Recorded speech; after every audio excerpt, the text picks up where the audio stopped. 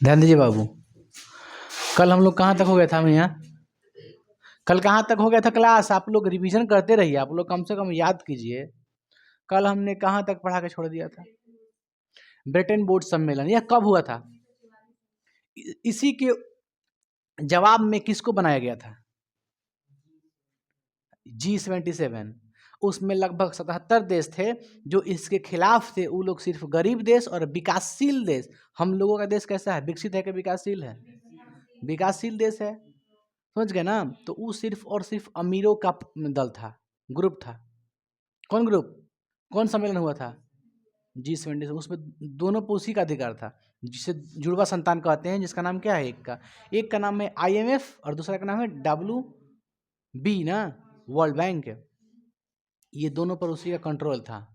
गरीबों के हक के लिए कुछ नहीं लड़ा गया, इसलिए ये लोग अपना बना दिया। लो भाई, जवाब में समझ गए ना? चलिए आगे देखते हैं। अब हम लोग कोल्ड वार देख लेते हैं कि कोल्ड वार क्या है। हम लोग पहले हालांकि कोल्ड वार पढ़े होंगे, शीत युद्ध के बारे में पढ़े होंगे ना? देखिए, शीत युद्ध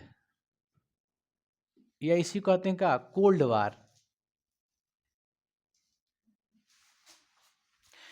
द्वितीय विश्व युद्ध के बाद जब सेकेंड वर्ल्ड वार हो गया था, यानी 1945 तक खत्म हो गया था, उसके बाद में क्या हुआ कि सभी देश क्या करने लगे, जो मुख्य रूप से बड़े बड़े क्षेत्र थे, जो उस समय भी डेंजरस थे, खतरनाक था, तो उन लोग अपने में प्रतिस्पर्धा करने लगे, कंपटीशन करने लगा। कि द्वितीय विश्व युद्ध के बाद अर्थव्यवस्था सबका डाउन हो गया था, उस समय भी ऐसा बात नहीं था। तो हॉड़ लग गई पूरा कि हम पहले परमाणु बना लें, वो कह रहा है कि हम पहले परमाणु बना लें। तो उधर अमेरिका था, इधर रूस था। अमेरिका क्या कर लेता है, धीरे धीरे धीरे धीरे अपना पूरा बना लेता है एकदम ग्रुप एगो, जिसका नाम पड़ता है नाटो, समझ गए? और रूस धीरे धीरे धीरे धीरे बना लेता है अपना कुछ USSR, सोवियत संघ बना लेता है ग्रुप बना के। उसमें 15 देश शामिल थे, मालूम है ना आप लोग को? 15 देशों के समूह को मिला करके द्वितीय विश्व युद्ध के बाद वह एक अपना साम्राज्य बना लेता है, सोवियत संघ।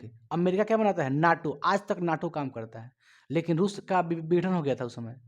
रूस का विघटन हो गया था, लेकिन आज तक नाटो में 30 कंट्रीज हैं, लगभग 30 कंट्री नाटो चलता है। आप लोग बताएं कभी? सब यूरोप वाला खतरनाक खतरनाक उसमें देश है, ये सब डेंजरस डेंजरस। कहाँ से रे बाबू, कोई रीजन? समझ गए ना आप लोग? हमने क्या बताया आप लोग को, समझिए बात को। द्वितीय विश्व युद्ध के बाद किस चीज़ का स्थापना हुई? तो नाटो बना। नाटो किसके थी के लिए बना? तो अमेरिका के उसमें हाथ था। और सोवियत संघ किसके अनुसार बना? तो रूस के उसमें हाथ था, तो रूस की तरफ से सोवियत संघ बना, ठीक है। और उधर से क्या बना? नाटो बना। नाटो किसका ग्रुप है? तो कहिएगा अमेरिका का है। सोवियत संघ किसका है? रूस का है। समझ गए ना आप लोग? तो ई अपने आप का साम्राज्य पूरा बांटा करने लगा। वो कह रहा कि हम अमीर हो जाए, ये कह रहा कि हम अमीर हो जाए, मतलब परमाणु पहले हम बना ले, वो कह रहा कि हम बना ले। इस तरह से धीरे धीरे दोनों का हो गया, देश अपने आप को बढ़ाने के काम शुरू कर दिया। तू में हो गया, नहीं होता है कि वाक युद्ध चलने लगा कि तू ये कर रहा है, हम भी बनाएंगे अपना USSR बनाएंगे, वो कह रहा नाटो बनाएंगे हम। तो इसी युद्ध को धीरे धीरे धीरे धीरे चलते रहा, 1991 तक चलते रहा। समझ गए? तो इसी युद्ध को क्या कहेंगे? शीत युद्ध कहेंगे। इसमें कहीं कोई दिक्कत नहीं ना है? बिना माने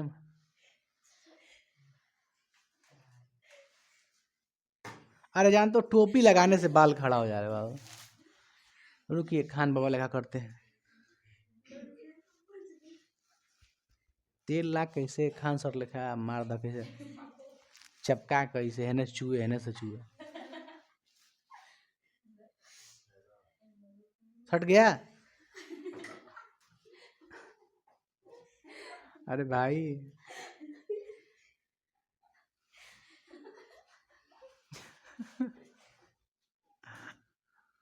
छोड़ो, ध्यान दीजिए पढ़ाई पे।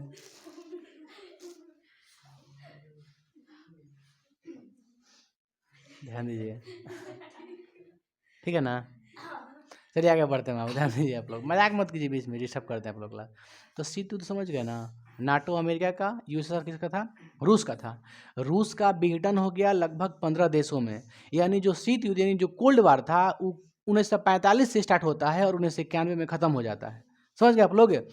तो शीत युद्ध किसे कह सकते हैं? तो कह सकते हैं, ध्यान दीजिए बाबू, द्वितीय विश्व युद्ध के बाद विश्व युद्ध के बाद अमेरिका तथा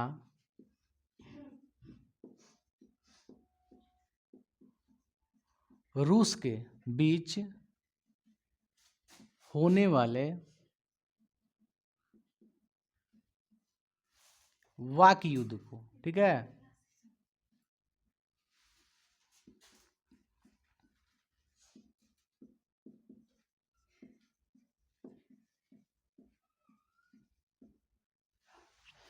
इसमें कहीं कोई दिक्कत है आप लोगों को? सिंपल याद रहेगा कि द्वितीय विश्व युद्ध के बाद स्ट्रॉन्ग अमेरिका ही होगा, एक रूस था, दोनों के बीच में वाक युद्ध हुआ, उसी को कहते हैं शीत युद्ध। खत्म। कब से कब? कब तो कहिएगा 1945 में यह स्टार्ट होती है, 1991 में शीत युद्ध खत्म हो जाती है। अंतिम रूप से 1991 में ही 1991 में सोवियत संघ का क्या होता है? सोवियत संघ का विघटन 15 देशों में होता है ना।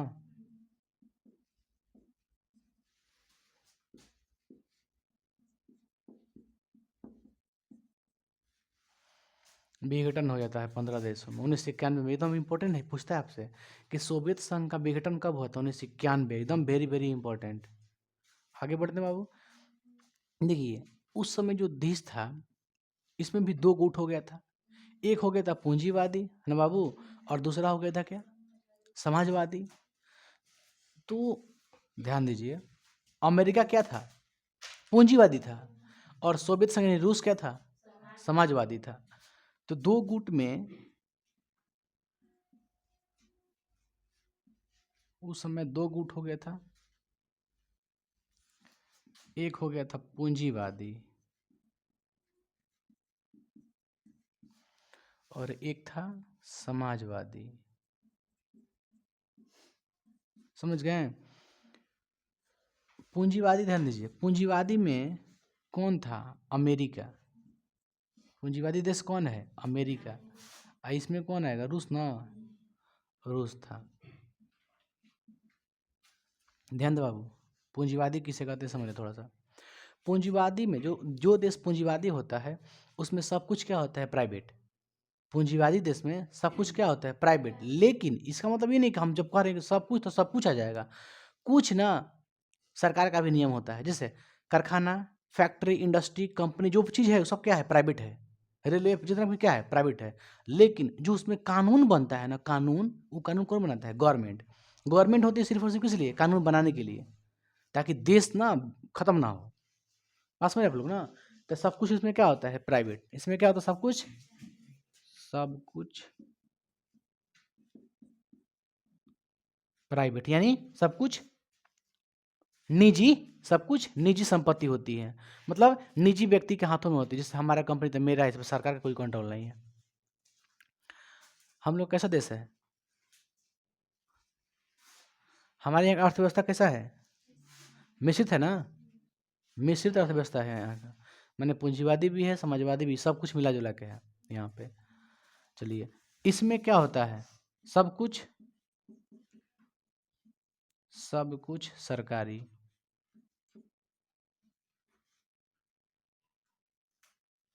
इसमें कोई दिक्कत? बताइए, जब द्वितीय विश्व युद्ध के बाद दोनों में मतभेद चल रही थी, बातचीत हो रही थी, तो उस समय हमारा देश क्या फॉलो कर रहा था? तो गुट निरपेक्षता की फॉलो कर रहा था। गुट निरपेक्ष था। गुट निरपेक्ष को इंग्लिश में कहते हैं न्यूट्रल। ना हम एक साइड से बोल नहीं सकते, हम किसी एक तरफ से नहीं बोल सकते, हमारे लिए दोनों फायदेमंद है। तो उसमें यही भलाई है कि हम गुट निरपेक्ष रहें, माने गाड़ी में ना गियर आगे डालें ना बैक डालें, बीच में छोड़ दीजिए, न्यूट्रल। समझ गए? तो भारत क्या रहा वहाँ पे? गुट निरपेक्ष रहा। गुट निरपेक्ष का मतलब क्या हुआ कि ना हम एक निष्पक्ष हम बात करेंगे तो निष्पक्ष करेंगे। निष्पक्ष का मतलब ये है कि हम किसी एक का पक्ष नहीं करेंगे, पक्षपाती वाला बात नहीं करेंगे, है ना। जब भी बात करें तो निष्पक्ष बात करेंगे, या तो फिर दोनों तरफ करेंगे, दोनों तुम्हारा दोनों का गलती है या फिर दोनों सही हो, यही कहेंगे, या तो फिर चुपचाप शांत रहेंगे, नहीं बोलेंगे बीच में। तो उस समय यहाँ के जो प्रधानमंत्री थे, कोल्ड वार के बाद, शीत युद्ध के स्टार्ट के बाद, पहले प्रधानमंत्री कौन बने थे भारत के? पंडित जवाहरलाल नेहरू थे ना उस समय। तो उस समय वो क्या फॉलो किए? तो कहे गुट निरपेक्ष रहे।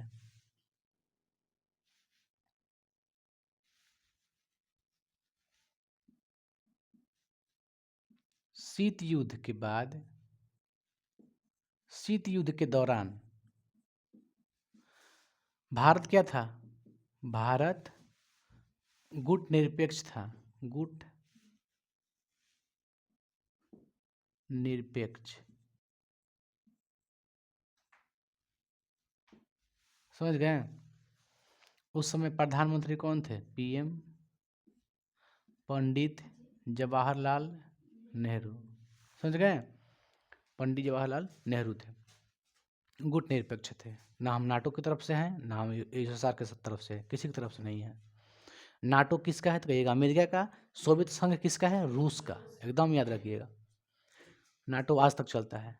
मरिएगा सर, 30 कंट्रीज में हो गया है। उसमें 30 को नहीं था, कम था, अभी 30 को शामिल हो गया है। नाटो में ही जा रहा था कौन? यूक्रेन। याद कीजिए, अभी फिलहाल जो झगड़ा हुआ था, अभी चल रहा था ना खतरनाक एकदम, यूक्रेन में या रूस में चल रहा था ना, तो यही जो यूक्रेन है ना, कहाँ शामिल होने के लिए कह रहा था? नाटो में। और नाटो ये सोवियत संघ दोनों एक दूसरे के विपरीत थे, एकदम सफा विपरीत थे। वो पूंजीवादी था, ये समाजवादी था। समझ गए? तो रूस कभी भी नहीं चाहता था कि नाटो बनाए। उसके नाटो के खिलाफ हमेशा रहता है रूस। लेकिन ये जाके उसके बगल में होकर जा रहा था किसका समर्थन लेने के लिए? नाटो का समर्थन लिया था।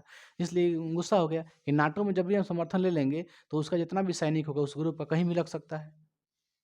30 कंट्री में अगर शामिल कर लेते हैं नाटो में, इसका मतलब उसमें अमेरिका क्या, अगल बगल के जो भी देश हो, चीन क्या, कोई भी देश हो, कहीं भी लग सकता है। जैसे हमारा भारत है, बांग्लादेश है मान लीजिए, ठीक है, म्यांमार है, हम तीनों ग्रुप को बना लेते हैं, तो हमारा सैनिक चाहे हम तो म्यांमार के भी बॉर्डर पर लगा सकते हैं।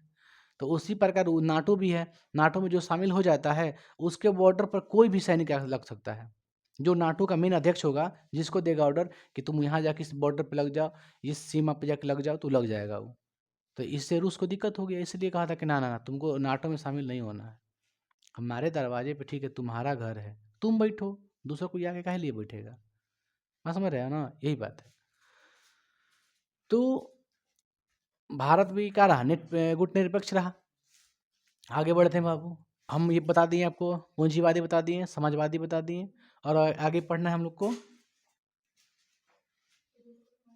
रेशम मार्ग पढ़ लेते हैं ना। रेशम मार्ग बताए थे इधर कल परसों क्लास में, सिल्क रूट, रेशम मार्ग क्या, फिर भी लिख देते हैं, देखो ध्यान से क्वेश्चन।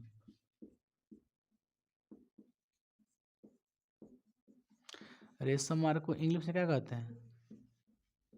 Silk route. एशिया तथा यूरोप को जोड़ने वाले मार्ग को क्या कहते हैं? रेशम मार्ग कहते हैं। समझ गए? यहाँ से शुरुआत किस चीज़ से हुई थी? इस मार्ग से क्या गया था? रेशम, रेशम गया था। उसके बाद क्या गया था? सूती कपड़ा। समझ गए? अरे बहुत सारी चीज़ गया था। कोई दिक्कत? आगे बढ़े हम लोग। इसमें कोई इंपॉर्टेंट पॉइंट नहीं है ना बाबू। अब आगे बढ़ते हैं हम। खाद्य का वितरण, आगे कुछ नेक्स्ट आप लोग पढ़ना है। खाद्य का भूमंडलीकरण या फिर वैश्वीकरण, ठीक है, माने वही वितरण, जैसे आयात निर्यात, वही ना हो गया भूमंडलीकरण। भूमंडलीकरण में क्या होता है? हमारा सामान वहाँ, वहाँ का सामान है यहाँ, मैंने अर्थव्यवस्था को जोड़ देना ही भूमंडलीकरण होता है। तो खाद्य पदार्थों का भूमंडलीकरण पढ़ना है। देखिए, सबसे पहले ये जो था नूडल्स था, नूडल्स, नूडल्स खाए ना आप लोग? नूडल्स कहाँ से बना था पहला बार? चीन से। और चीन से कहाँ चला गया? यूरोप में चला जाता था। चीन किस में आता है? एशिया में आता है ना। तो चीन में बना था क्या चीज? नूडल्स। वहीं से कहाँ गया? यूरोप में चला गया। समझ रहे हो ना? फिर यहाँ पे और क्या बना था बाबू? पास्ता। पास्ता सऊदी अरब में बना। कहाँ गया था यहाँ से? एशिया में आ गया। सऊदी अरब से बन कहाँ आया था? एशिया में आया था। तो नूडल्स कहाँ बना?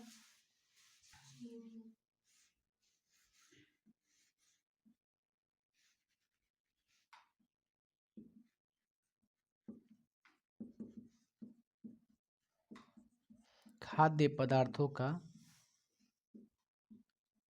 भूमंडलीकरण, जैसे नूडल्स,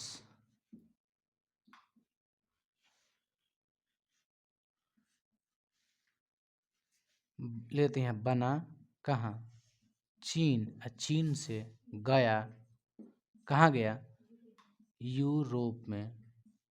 आ रहा है ना यहाँ तक, ठीक है ना। एक और लिख देते हैं यहाँ पे आ जाएगा। अब पास्ता कहाँ बना था, 1 नंबर हो गया।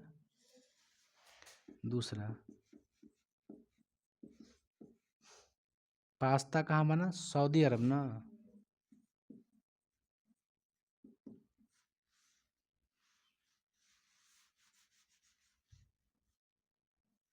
बना सऊदी अरब, गया, कहाँ गया, यूरोप ना। एशिया चला गया और यूरोप भी गया। चलिए यहाँ तक हुआ ना। नूडल्स चीन में बन रहा था। पैसा का आविष्कार कहाँ हुआ था, नोट का जो चालन था, सिक्का का या नोट का, कहाँ से हुआ था, चीन से। इस बात का याद रखिएगा। चीन चीन चीन। कागज का आविष्कार किसने किया था, चीन ना, इसमें भूलिएगा मत, एग्जाम के लिए इम्पोर्टेंट है। आगे बढ़ते बाबू हम लोग, और आगे देख लेते हैं अमेरिका के, देख लेते हैं कि अमेरिका में क्या क्या मिला था। ठीक है, अमेरिका का खोज हुआ था कैसे, कैसे आप लोग पढ़े हैं अमेरिका का खोज, थोड़ा बहुत समझा देंगे ना। अमेरिका में बन गया था आपका ये सब, आलू, सोयाबीन, प्याज, जितना चीज़ है सब वहीं पे मिला था, समझ गए। वहाँ से कोलंबस क्या कर दिया, एशिया में पहुँचा दिया, एशिया में सकरी पहुँचा दिया। आलू हमारे यहाँ कोई थोड़ा नहीं हुआ था, पहले कोलंबस कहाँ गया था, गया था अमेरिका, वहीं पे कोई दिया था आलू वगैरह सब, क्योंकि वहाँ पर अपार ज़मीन मिल गया था उसको, बहुत ज़्यादा फसल उसल सब मिल गया, वहीं से सब ट्रांसफ़र करने लगा सगरी, मतलब बेचने लगा। तो आगे हम देखते हैं अमेरिका की खोज के बारे में देख लेते हैं, उसके बाद पढ़ेंगे। ध्यान दीजिए, उसको उतारिए पहले आप लोग, पहले तो फास्ट। तो बाबा यहाँ तक कोई दिक्कत है इसमें, चलिए आगे पढ़ते हैं अमेरिका की खोज। ध्यान दीजिए बाबू, इसमें आप खास नहीं जानना आप लोग को, इसे आप लोग पढ़े हैं, है ना बाबू। अमेरिका का खोज थोड़ा सा इसमें डिस्कस कर लेते हैं। किसने किया था, कोलंबस। कब किया था, 1492, 98 वास्को डी गामा आया था। चलिए, इसका उद्देश्य क्या था, भारत खोजना था ना, लेकिन इसका परिणाम क्या हुआ, क्या खोज लिया, अमेरिका को खोज दिया, खोजा, अमेरिका को खोजा। ठीक है, संक्षेप में समझो बात को, कैसे खोजा, अमेरिका को खोजा। अब ध्यान दीजिए आप लोग, अमेरिका खोजा तो उसका नाम क्या रखा, नाम क्या रखा है, इसका नाम क्या रखा था, वेस्ट इंडीज रखा था ना। यह कहाँ के था, स्पेन के। कहाँ का था, भेजा कौन था, इटली के है ना, इटली के राजा था, कोई शासक था। बात समझ गए ना आप लोग। इससे पहले कौन आए थे, बार्थोलोम्यू डियाज, याद है आप लोग नो, बार्थोलोम्यू डियाज आया था। चलिए, आ रहा था बेचारा, धीरे धीरे कहाँ भटक के चला गया, अमेरिका में। तो आपसे प्रश्न पूछेगा कि अमेरिका की खोज किसने किया था, तो बस इतना बता देना, कोलंबस। कब किया था, 1492। 2 याद रखिएगा, काफ़ी है एग्जाम के लिए। तो अब देखते हैं बाबू, अमेरिका में चला गया तो इसको भारी दम, पूरा दम अपार जमीन मिला इसको, खाली खाली ज़मीन मिला इसको, अनाज मिला इसको, समझ गए, वहाँ बहुत कुछ मिला उसको। तो देखिए, आलू का जो खोज हुई थी, कहाँ हुई थी, अमेरिका में। ठीक है, आलू कहाँ प्राप्त हुई थी, अमेरिका में। अमेरिका से ही पूरा यूरोप में कौन पहुँचा दिया, कोलंबस। तो बताइए अमेरिका में क्या क्या मिला, अनाज, अमेरिका में। बाबू ध्यान दीजिएगा,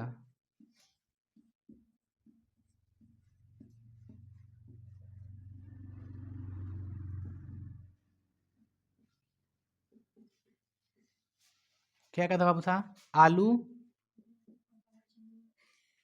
आलू था, सोयाबीन वगैरह था, अनाज, आलू मिला उसको, और कुछ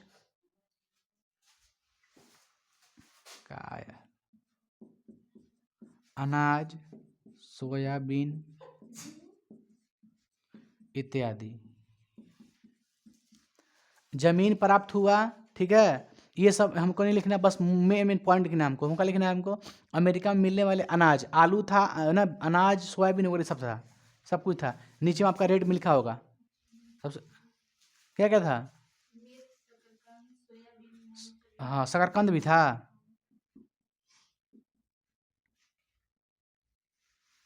चलिए इतना काफ़ी है। आलू पूछेगा आपसे, क्या आलू खोज कहाँ हुई, तो कहेगा अमेरिका में सीधा। यहाँ से कोलंबस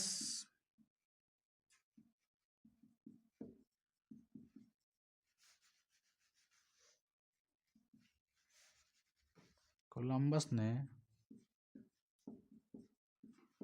अनाज को सभी जगह पहुंचाया। समझ गए। चलिए अमेरिका खत्म हो गया, ज़्यादा का हमको ध्यान देना है, इसमें विशेष नहीं ध्यान देना आपको। अमेरिका खोज कोलंबस किया था, 1492 में किया था। वहीं पे आलू की खोज हो गई थी, सोयाबीन, शकरकंद, मूली, जो भी चीज़ है सब वहीं मिला था। आगे बढ़ते बाबू,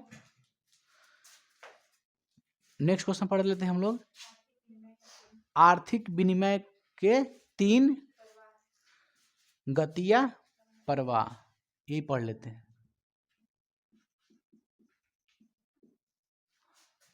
आर्थिक का चाहिए बाबू, विनिमय ना, ध्यान दीजिए। विनिमय, विनिमय का मतलब समझ रहे हैं ना आप लोग।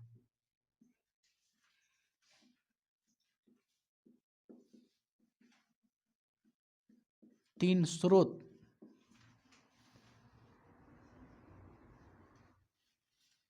पहला था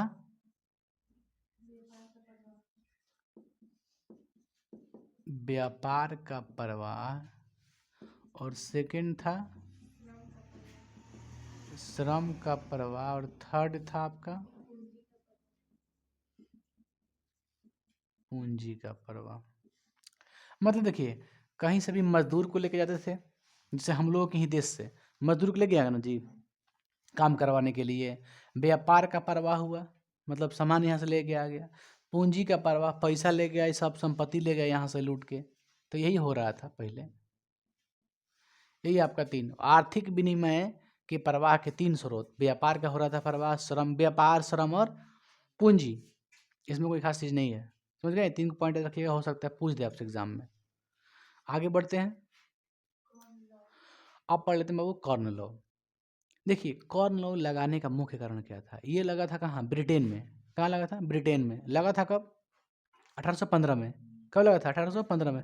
यह समाप्त हो गया था 1846 में। देखिए, ये लगा था कि जैसे हमारे देश का कोई सामान है, हम लोग के देश में ऐसे ही हुआ था नियम, ये था। हम लोग के यहाँ सामान लेके यहाँ से कच्चा माल लेके कहाँ जाता था, इंग्लैंड में। इंग्लैंड में लेकर के जाता था वो लोग, वहाँ से बना के ला के यहाँ सस्ता बेचता था। जो आप बनाइएगा ना, वो महंगा बिकाता था। तो बताइए, महंगा जो बेचाइएगा तो कोई लेगा, खरीदेगा? अपने देश के लोग नहीं खरीदेंगे। जो सस्ता मिलेगा उसी को खरीदेंगे। तो लोग सस्ता खरीद रहा था। अपने देश के जो गरीब लोग हैं, जो थे, सब के सब बेरोजगार हो गए। सोच लो ना, सस्ता कोई भी सामान खरीदेगा, आप ही खरीदिएगा, हम भी खरीदेंगे। सस्ता कोई बेचेगा तो कोई ही खरीदेगा। तो जिससे कि ब्रिटेन में ये चीज़ हो गया था। ब्रिटेन यानी इंग्लैंड कह सकते हैं स्पेशली।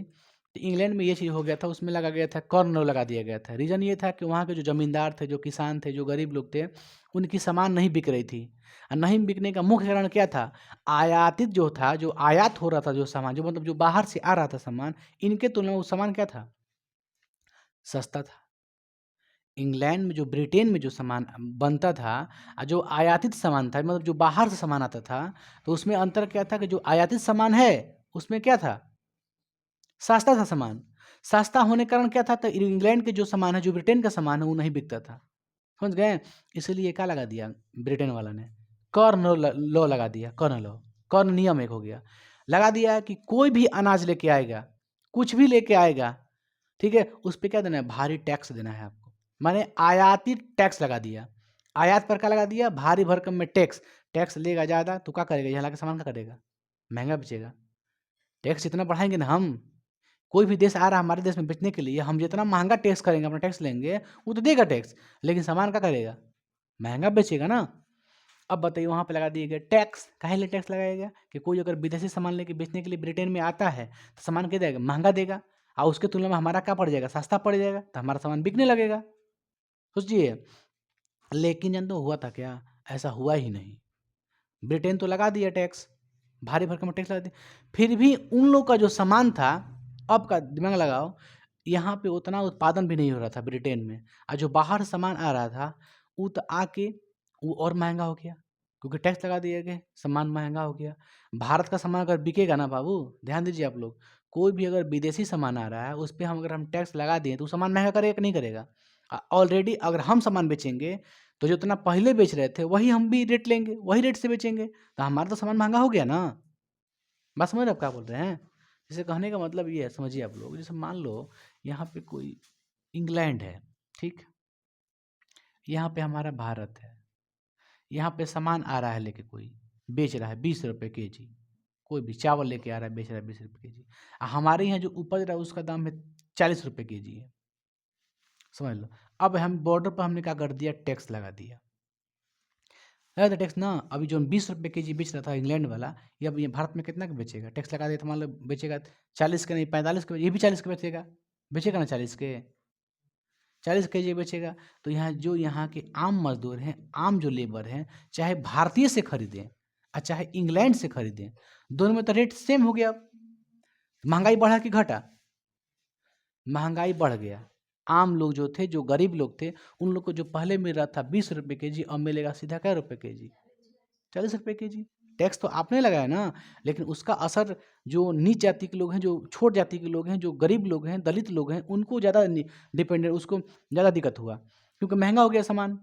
अब देखिए महंगा होने के कारण क्या हो गया कि कॉर्न लॉ को, ये बस यही समझिए, विदेश से सामान कहाँ आ रहा था? ब्रिटेन में आ रहा था। ब्रिटेन में क्या लगा दिया? कॉर्न लॉ लगा दिया गया। ब्रिटेन का सामान क्या हो गया? महंगा। और यहाँ से भी जो आ रहा था वो भी क्या हो गया? महंगा हो गया। अब सामान तो ब्रिटेन में क्या बिकेगा? महंगा बिकेगा, तो सस्ता का सवाल ही नहीं रह गया। तो आम लोग भड़क गए, पूरा जो किसान थे, जो जो भी जितना भी लेबर मजदूर थे, सब इसके इस खिलाफ, जो कॉर्न लॉ था इसके खिलाफ हो गए टोटल लोग। तो कॉर्न लॉ को समाप्त करना पड़ा। कॉर्न लॉ को समाप्त करने का मुख्य कारण क्या था? अनाज की महंगाई बढ़ गई। समझ गए ना? रीजन था कि भारी भरकम में टैक्स लगा दिया। कॉर्न लॉ का नियम ही था आयातित कर लगाना, आयात पर भारी भरकम में कर लगाना, टैक्स लगाना। सामान महंगा पड़ेगा तो भाई कोई विरोध करेगा नियम का, तो विरोध कर दिया। तो हम लिख सकते हैं बाबू कि कॉर्न लॉ ब्रिटेन में 1815 ईस्वी में बनाए गए वे कानून थे जिनके तहत विदेशी अनाज के आयात पर क्या लगाया गया? क्या लगाया गया? देखिए क्वेश्चन क्या है? क्वेश्चन है कॉर्न लॉ 1815 में ब्रिटेन, 1815 ईस्वी में ब्रिटेन में लगाया गया एक कानून है, क्या बनाया गया कानून है, जो आयातित आयातित कोई भी इसमें लिख सकते हैं, आयातित अनाज लेते हैं, अनाज पर भारी क्या लगाना? टैक्स या कर लगाना। कॉर्न लॉ क्या है? तो ब्रिटेन में बनाया गया चाहे लगाया गया का एक कानून है, हम बनाया गया लेते हैं, बनाया गया कानून है जो आयातित अनाज पर भारी टैक्स लगाया जाए, लगाने के लिए देते हैं। ठीक है, आप ऐसे लिख सकते हैं कि कॉर्न लॉ के तहत ब्रिटेन में आयातित आयातित पर, जैसे आयातित अनाज पर टैक्स लगाया गया। ठीक है, ब्रिटेन में किसके तहत? कॉर्न लॉ के तहत, इस नियम के तहत क्या लगाया गया? तो भारी टैक्स लगाया गया, बस सिंपल। फिर से बोलते हैं, कॉर्न लॉ ब्रिटेन में 1815 ईस्वी में बनाए गए वे कानून थे जिसके तहत विदेशी अनाज के आयात पर भारी टैक्स लगाया गया। विदेशी लिख लीजिएगा, अपने से छोड़ दीजिए। विदेशी, चाहे विदेशी हम कहें चाहे कहते हैं आयात ही, तो आयात कहाँ से होता है? आयात कहाँ से होता है? मतलब कहीं दूसरे देश से आएगा, विदेश से आएगा। तो विदेश से आयातित अनाज पर क्या लगाया गया?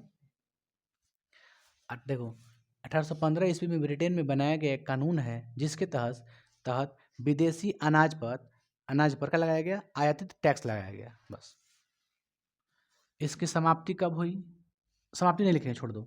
बताइए बाबू कारण क्या था इसका, ये टैक्स लगाने का कारण क्या था, पहले देखते हैं कारण। ये जो कॉर्न लगाने का मुख्य कारण क्या था, बोलिए।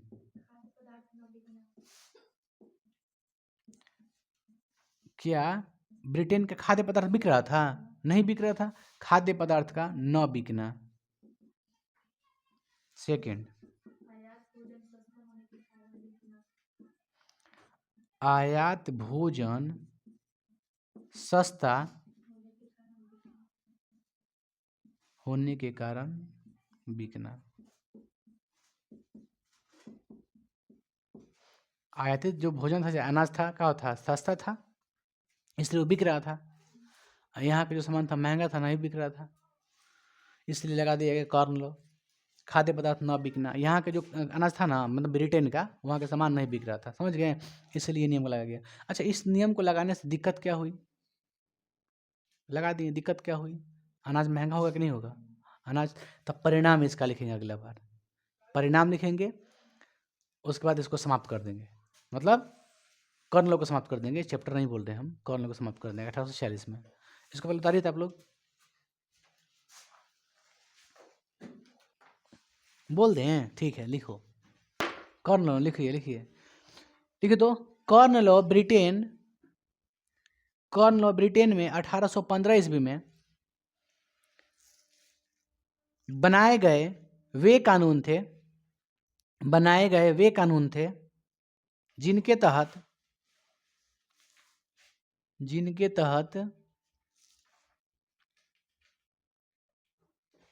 विदेशी अनाज के आयात पर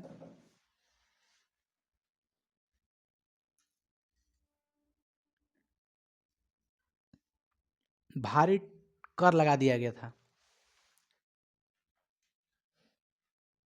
फिर से बोल देते हैं, कॉर्न लॉ ब्रिटेन में 1815 ईस्वी में बनाए गए वे कानून थे जिनके तहत विदेशी अनाज के आयात पर विदेशी अनाज के आयात पर भारी कर लगा दिया गया था। समझ गए ना। चलिए इसको उतारिए बाबू, फास्ट, थोड़ा फास्ट काम कीजिए आप लोग,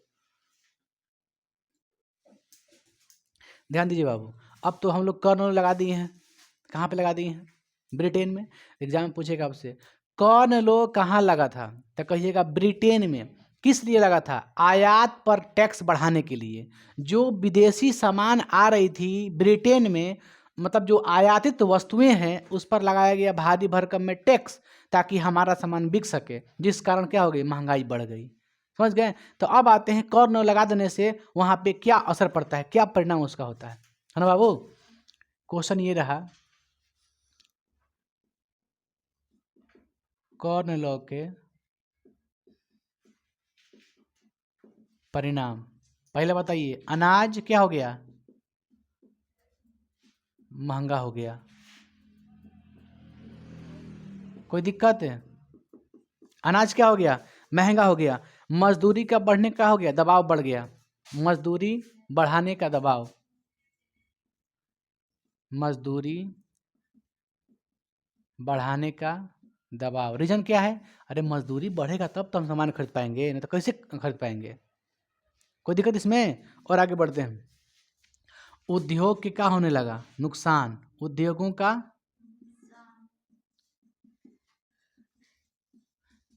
सभी लोग काम छोड़ के भागने लगे, भाई मजदूरी कम, कौन काम करेगा, सोचो। यानी जनता में क्या हो गया, जनता में असंतोष फैल गई। समझ गए, ये है उसका परिणाम। बताइए, अनाज का हो गया महंगा, मजदूर कह रहा है कि मेरा कीमत बढ़ाओ, मेरा मजदूरी बढ़ाइए आप लोग, नहीं तो हम भाग जाएंगे कारखाना छोड़ के, फैक्ट्री छोड़ के नहीं काम करेंगे। तो ये सब बातें कही गई, इसी कारण से क्या खत्म कर दिया गया, कॉर्न लॉ। इसका परिणाम क्या हुआ, अतः अंतिम रूप से 1846 में कॉर्न लॉ क्या कर दिया? समाप्त कर दिया गया। अब आते हैं बाबू कि ठीक है, जब कॉर्न लॉ समाप्त कर दिया गया उसके बाद इसका परिणाम क्या होता है ना? चलिए क्वेश्चन पर लिख देते हैं।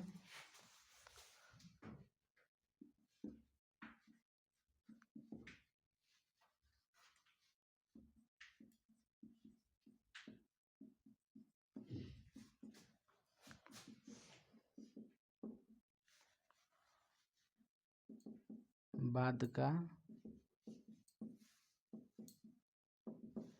चलिए पहला, अनाज क्या हो गया? अनाज सस्ता हो गया। सेकंड,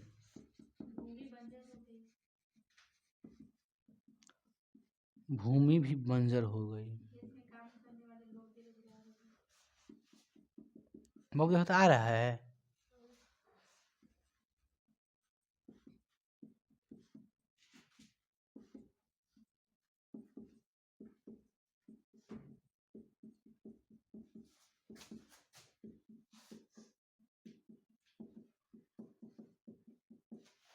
बस समझ गए? खेत में काम करने लोग क्या हो गए? बेरोजगार हो गए। चलिए 4 पॉइंट देते हैं।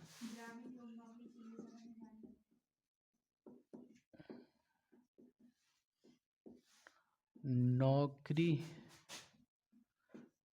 के तलाश में कहाँ जाने लगे? शहरों में, मतलब नौकरी करने के लिए, चाहे तलाश में भी सकते हैं। छोड़ दें? नहीं तो कोई दिक्कत, आप ध्यान दीजिए, समझिएगा पहले बढ़िया से। जब कॉर्न लागू हो गया था तब इसका परिणाम क्या हुआ? वो तो कहिएगा अनाज महंगा हो गया। जो किसान गरीब जो लोग थे क्या कहे कि मजदूरी में बढ़ा दीजिए, नहीं तो उद्योग छोड़ देंगे। छोड़ दिया, नुकसान हो गया उद्योग का। जनता में क्या हो गया? भारी भरकम असंतोष पैदा हो गई। अब जिसका परिणाम क्या हुआ? अंतिम से सरकार को क्या करना पड़ा? कर लो को वापस लेना पड़ा, यानी खत्म करना पड़ा। 1846 में क्या होती है? कर लो समाप्त होती है, यानी 15 में लगा था, 46 में समाप्त हो गया। क्या जी? अब देखिए, जब समाप्त हो गया तब उसका असर क्या पड़ा देश पर? तो असर क्या पड़ा? अनाज क्या हो गई? सस्ता। क्यों सस्ता हो गई? ये सस्ता कौन सामान हुआ सस्ता? जो विदेश से सामान आ रहा था ना, उस सामान का हो गया सस्ता, क्योंकि कॉर्न लगाने से क्या हो गया था? महंगा। अब हो गया कुछ सस्ता। अब बताइए, विदेशी सामान हुआ है सस्ता, याद रखिएगा।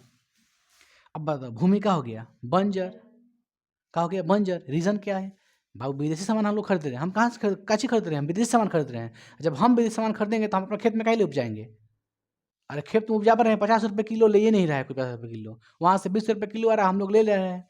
तो वही ना हमारे लिए फायदा है। तो छोड़ दिए जमीन को बंजर, जाओ बंजर हो जाओ, विदेशी सामान हम खरीदेंगे। तो जमीन कहाँ होने लगा? बंजर।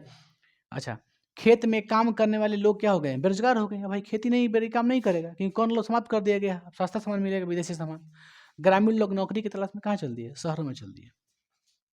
समझ गए? यही था परिणाम।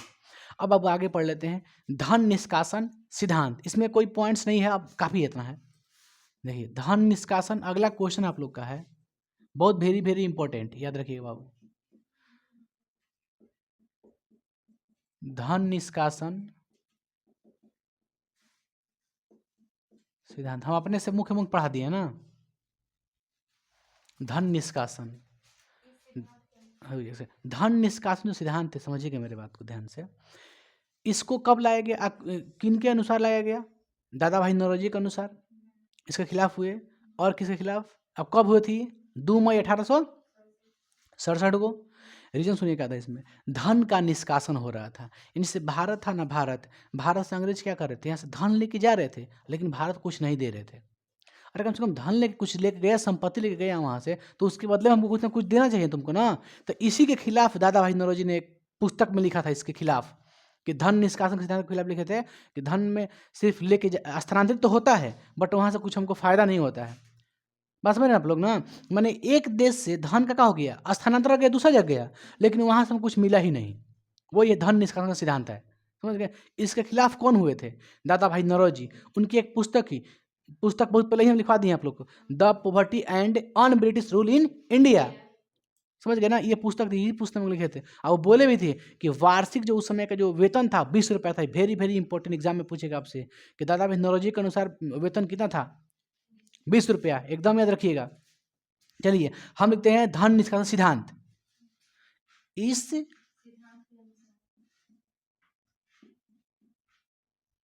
सिद्धांत के अनुसार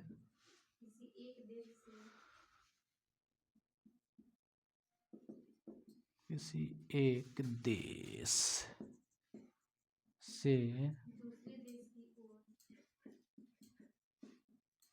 दूसरे देश की ओर धन का निरंतर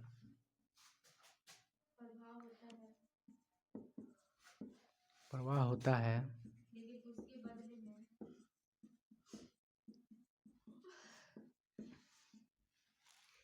लेकिन उसके बदले में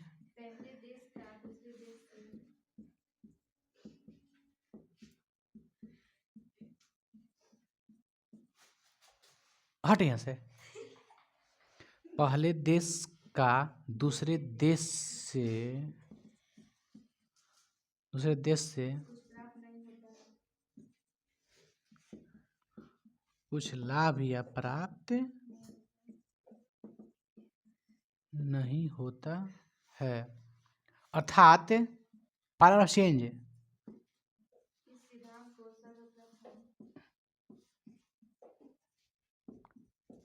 इस सिद्धांत को सर्वप्रथम दादा भाई नारोजी दादा भाई नारोजी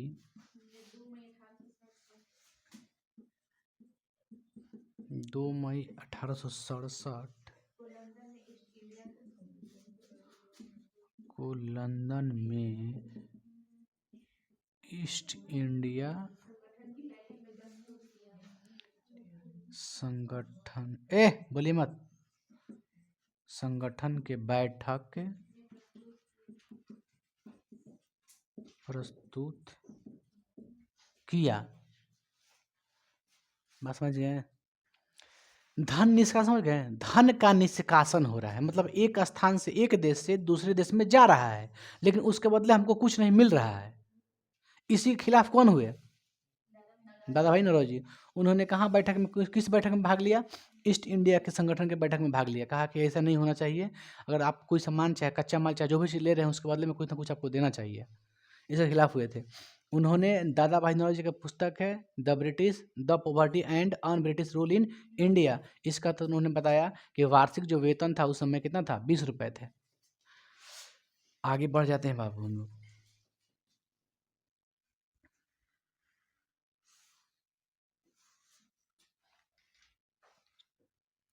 इनकी पुस्तक थी, यहाँ देखो तो लिख दें, दादा भाई नौरोजी की पुस्तक का नाम था the poverty and un British rule in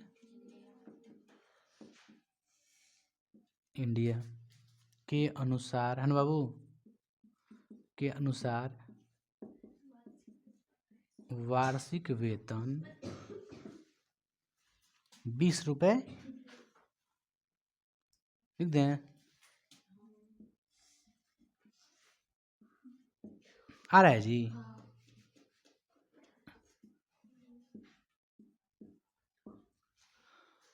देखिए यहाँ तक कोई दिक्कत नहीं है।